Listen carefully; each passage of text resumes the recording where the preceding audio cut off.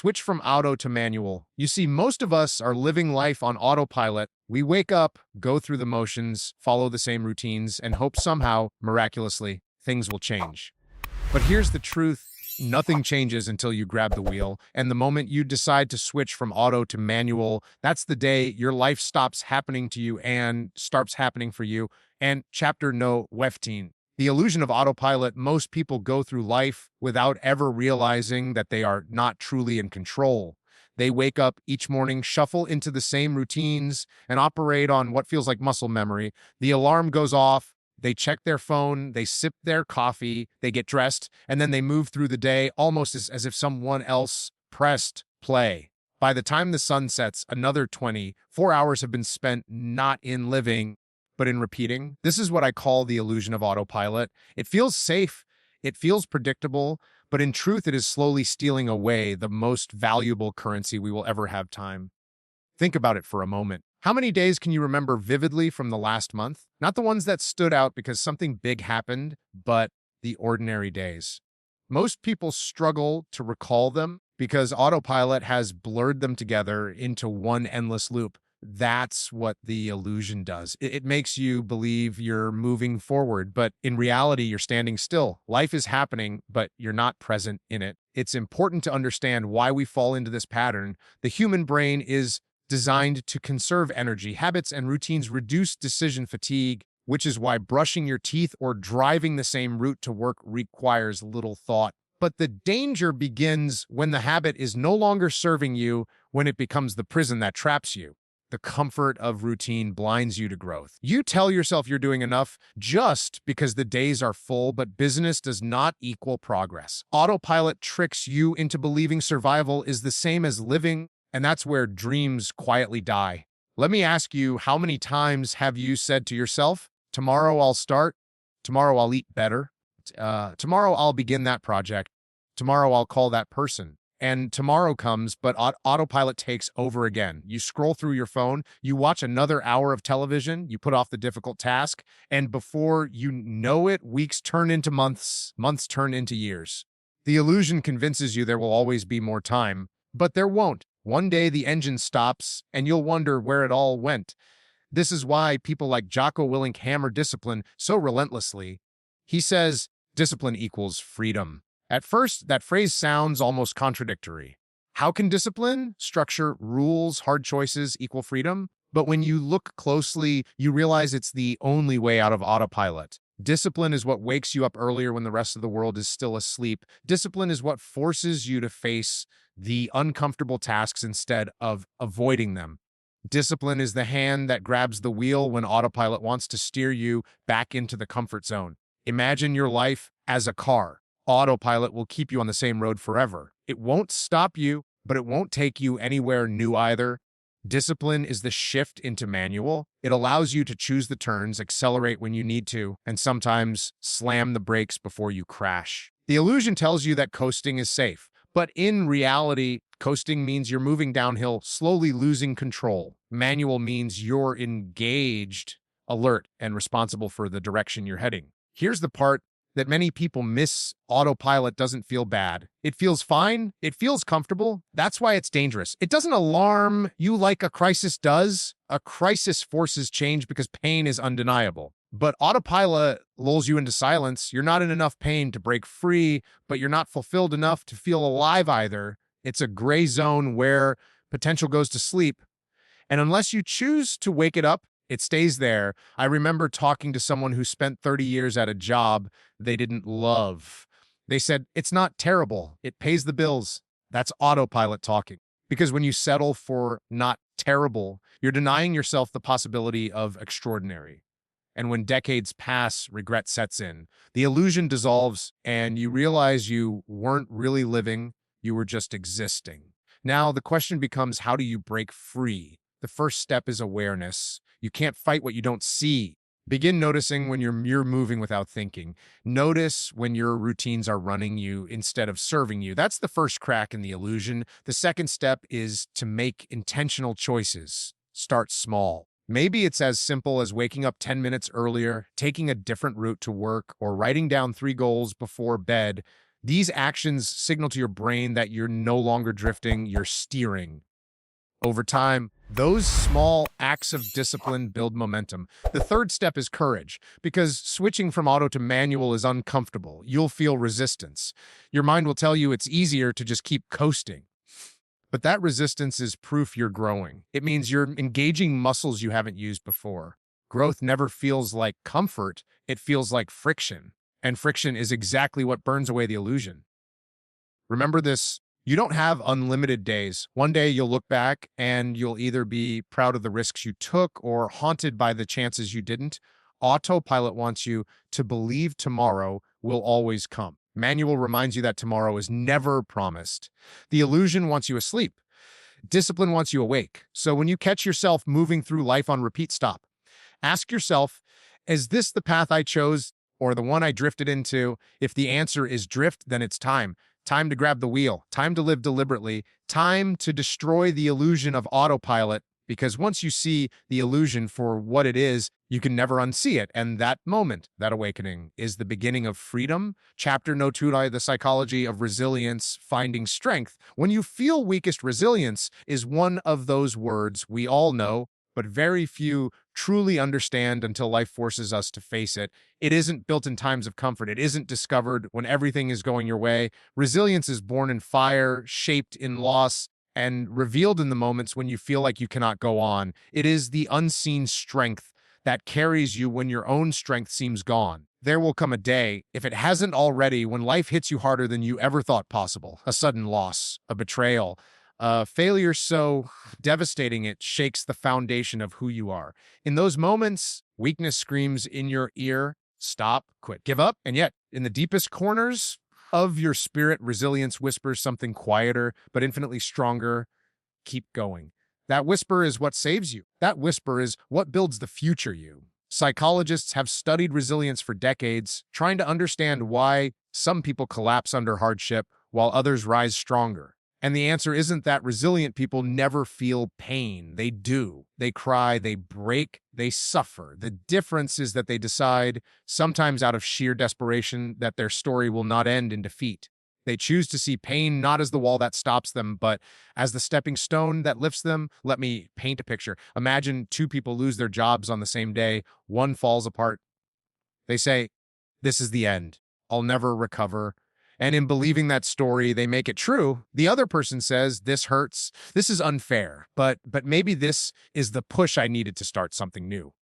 Both people feel the same pain, but one allows resilience to reframe the meaning. That difference doesn't just shape the moment, it shapes their entire future. Jocko Willink has a single word response he gives to setbacks. Good. Lost your job? Good, you now have time to find a better one. Failed your test? Good, you'll study harder and truly master it. Got injured? Good, you'll learn patience and discipline in recovery. At first, that kind of mindset feels cold. How can losing something or suffering ever be good? But Jocko isn't saying the pain itself is good. He's saying the opportunity hidden inside the pain is good. And resilience is the skill of finding that opportunity. Resilience, at its core, is not about avoiding struggle. It's about absorbing it, adapting to it, and allowing it to forge a stronger version of yourself. It's like steel being tempered in the fire. Without the heat, it remains brittle. With it, it becomes unbreakable. The very moment you feel weakest may be the exact moment resilience is being built within you. Here's something few people realize: resilience is not genetic. It's not something you either have or don't have. It is trained like a muscle. Every time you endure hardship and choose not to give in, you make that muscle stronger. Every time you face adversity and decide, "I will rise again," you are teaching your mind and body how to survive the storm. Think back to a moment in your life when you thought you couldn't keep going. Maybe it was grief, maybe it was rejection, maybe it was fear, but somehow you did keep going. You survived. That moment is proof you already have resilience inside you. The question is, will you keep building it or will you let weakness dictate your life? Resilience doesn't mean you won't fall. It doesn't mean you won't hurt. It doesn't even mean you won't break down. What it does mean is that after you fall, you rise. After you hurt, you heal. After you break down, you rebuild. Weakness says, "This is the end." Resilience says, "This is the beginning of who I am becoming." So how do you build resilience when you feel weakest? First, you must change the story you tell yourself. If your mind repeats, I can't do this, I'm done, I'm finished, then resilience never has a chance. But if you reframe the story even slightly, you create hope. Tell yourself, this hurts, but I'm learning. This setback is real, but it's not final. That small shift opens the door for resilience to walk through. Second, lean into discipline. Pain can make you want to shut down. But the act of showing up, whether that means getting out of bed, going to the gym, or simply keeping your word to yourself, becomes a lifeline. Jocko Willink often talks about how discipline sustains you when motivation dies. Motivation is fleeting, it disappears when hardship arrives. But discipline, that steady action you take even when you don't feel like it, creates stability in chaos. And stability is the soil in which resilience grows. Third, connect your struggle to something bigger than yourself. Maybe it's your family, maybe it's your mission, maybe it's the version of you you've always wanted to become.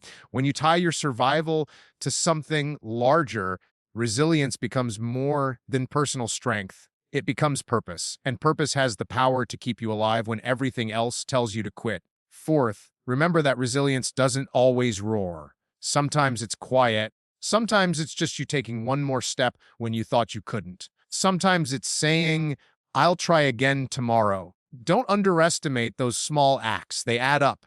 Over time, they transform you. Let's be real, resilience doesn't erase pain. It doesn't make life easy, but it does make life meaningful. Because without struggle, victory has no taste. Without falling, standing up means nothing. Without darkness, light is invisible. Resilience allows you to see both the pain and the promise, and to know that you can hold both at once. The old you, the one who gives up when it gets hard, that version doesn't have to survive. The future you, the one who bends but doesn't break, the one who learns to rise again, that version is waiting to be built. And resilience is the bridge between them. So the next time life pushes you to your knees, ask yourself, is this the end? Or is this the moment I begin again? That question alone can change everything. Because the truth is, resilience doesn't come when you feel strong. It comes precisely when you feel weakest. That is its paradox, its beauty, and its power. And when you look back years from now, you'll realize the moments that nearly broke you were the same moments that built you. You'll see that weakness wasn't the enemy, it was the training ground. And resilience wasn't just something you found, it was something you became. Chapter No 3a, the struggles that shape us life, will never give you an easy road for long. Sooner or later, every person is tested. And those tests rarely come when you feel prepared. They come in the middle of the storm, when you feel weakest, when you least expect them. Yet it is those struggles, the very ones that bring you to your knees, that shape you into who you were meant to become. It's easy to wish for a life without pain, without obstacles, without challenges. But if you had that life, you wouldn't grow, you wouldn't learn, you wouldn't develop strength. Imagine a blacksmith shaping steel. The metal doesn't become strong in silence, it becomes strong in fire. Each strike of the hammer shapes it, hardens it, gives it form and resilience. Your struggles are those strikes. Without them, you remain soft, untested, incomplete. Think back to the hardest season of your life. Maybe it was the loss of someone you loved. Maybe it was the crushing weight of financial struggle. Maybe it was the loneliness of being misunderstood, rejected, or betrayed. In that moment, you probably wished it away. You wanted the pain gone. But if you're honest, when you look back now, you can see that experience left you different, sharper, wiser, tougher. That's what struggles do. They carve away what is unnecessary and reveal what is essential. Here's the paradox: struggle hurts, but it heals. It breaks you, but it builds you. The very thing you think will destroy you often becomes the thing that defines you. Jocko Willink often speaks about combat and the lessons he carried from war into life. The battlefield is chaos, pain, and loss, but it is also where discipline, unity, and courage are revealed. He explains that in war, you discover truths about yourself you would never learn in comfort. The same is true in life. Struggles are our battlefield. And though we don't choose them, we can choose how we fight. The old version of you, the one who wanted shortcuts, who avoided pain, who stayed safe, dies in struggle. The future version of you, the one who has courage, grit, and wisdom, is born there. That transformation cannot happen any other way. But here's what many people misunderstand: struggles don't automatically make you stronger. They can, but only if you choose to face them with the right mindset. Some people go through pain and come out bitter, broken, angry. Others go through the same pain and come out grateful, resilient, alive with purpose. The difference is choice. You cannot always control what happens to you, but you can always control how you respond. Ask yourself, when life knocks me down, do I let it define me or do I let it refine me? That question separates survivors from victims. Let me give you an example. There was a man who grew up in poverty, rejected by his own family, constantly told he would never amount to anything. By every measure, the odds were against him. But instead of letting bitterness consume him, he used every insult as fuel, every setback as motivation. He refused to let struggle bury him. Today, he's a leader who inspires millions because the very pain that could have broken him became the reason he rose. Now contrast that with someone who faced the same poverty, the same rejection, but allowed despair to take over. They accepted the story that they were worthless, powerless, doomed to fail. And so they lived that story. Two people, same struggle, two outcomes. Struggle doesn't decide your future, your response does. Struggles also teach humility. When everything is easy, we grow arrogant. We believe we are invincible, but when the storm hits, we are reminded how fragile we are. And in that fragility, we discover empathy, compassion, and a deeper understanding of others. Struggle connects us because pain is universal. It doesn't matter who you are or where you're from. You will know suffering. That truth unites humanity more than success ever could. Think about this: the people you respect most, the ones you look up to, the ones whose stories move you. Are they people who had it easy? Or are they people who endured hardship, fought through adversity, and came out stronger? Every hero's story is marked by struggle. Without it, there is no triumph, only comfort. And comfort never inspires. This is why I say don't run from your struggles. Don't numb them, don't bury them. Face them. Let them shape you. Because every scar you carry tells a story. It tells the world you survived, and those scars may become the very thing that gives someone else hope. But let's be honest, when you are in the middle of the struggle, it doesn't feel meaningful. It feels crushing. It feels unfair. It feels endless. That's where perspective matters. You must remind yourself that struggle is temporary, but the strength that builds lasts forever. Pain may last days, months, or even years, but the person you become through that pain will carry you the rest of your life. And here's something powerful. Sometimes the struggle is not about you. Sometimes it's about who you will inspire later. Maybe years from now, someone will be in the same darkness you once knew. And when they see how you survived, how you refused to quit, your story will give them the courage to keep going. Your struggle becomes their survival guide. So the next time you face hardship, and there will be a next time, ask yourself this: is this happening to me? Or is this happening for me? That one question can change everything. It shifts you from victim to warrior, from helpless to hopeful. In truth, the struggles that shape us are not punishments. They are invitations. Invitations to grow, to rise, to become more than we were yesterday. And if you accept that invitation, you will one day look back on your darkest moments with gratitude, because you will see they were not the end. They were the beginning of your strength. So don't curse the struggle. Respect it. Use it. Let it sharpen you. Because the greatest victories are born from the hardest battles. And one day, when you stand on the other side, you will realize the struggle didn't just change your life, it revealed your life.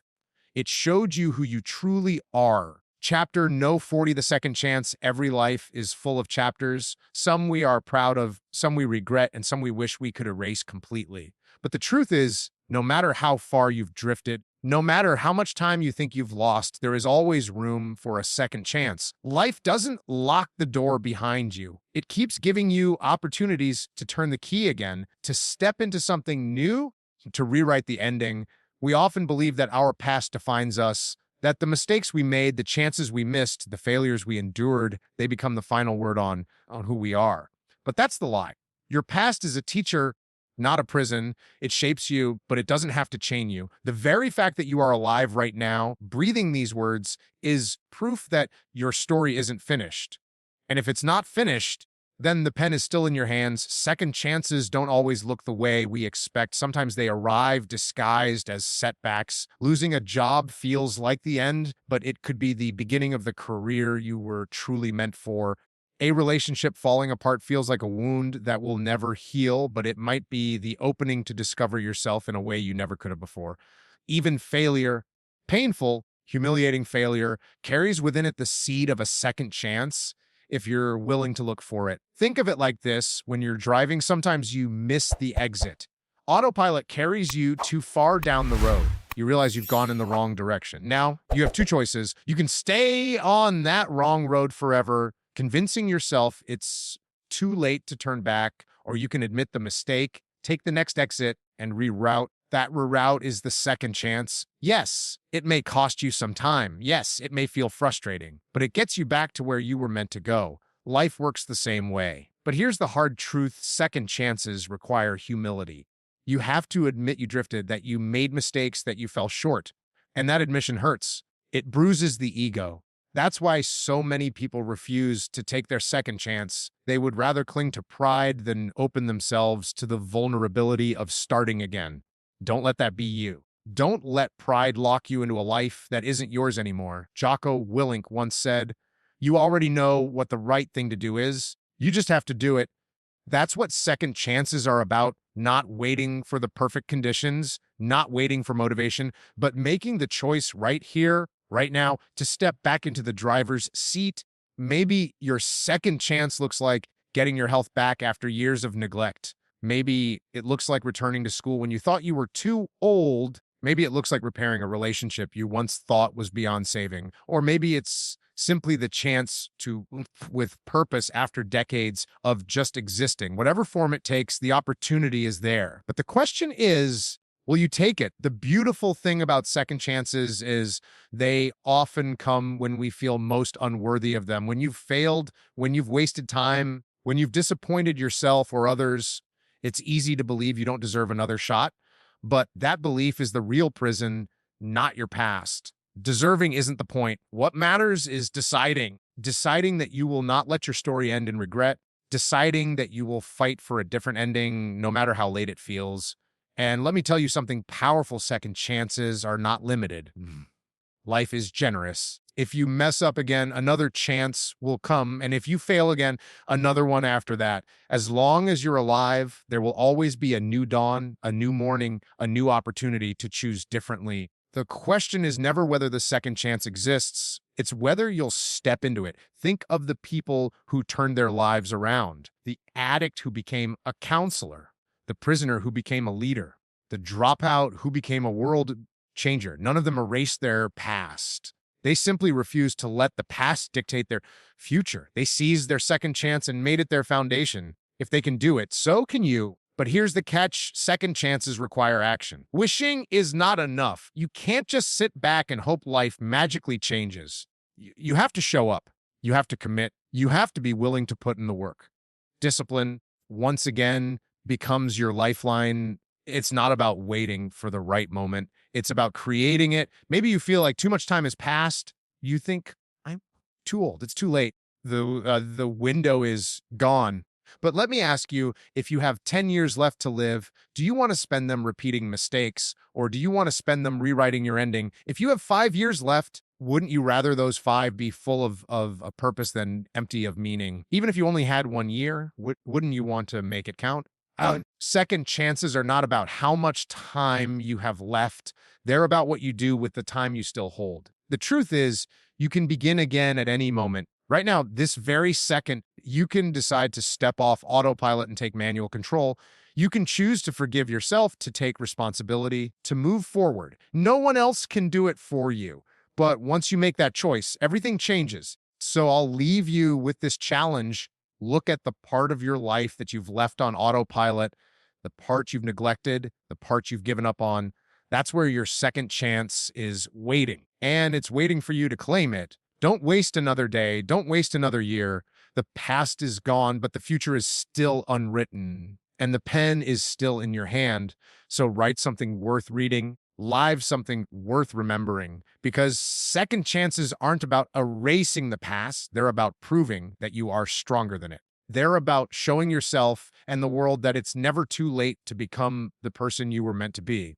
And when you take that chance, when you step into that new chapter, you'll discover something life-changing. It was never really your second chance at all. It was your true chance, the chance to finally live. So today, I challenge you: don't just drift. Don't just exist. Switch from auto to manual. Choose discipline, choose growth, choose life. Drop a comment below and tell us what part of your life are you ready to take off autopilot. Your words might be the inspiration someone else desperately needs. And if this message hit your heart, don't just keep it to yourself. Like, share, and subscribe to Soul Vibe, where motivation meets soul. Together, we spread strength, hope, and second chances, because the future isn't waiting. It's yours to drive. Thank you all. If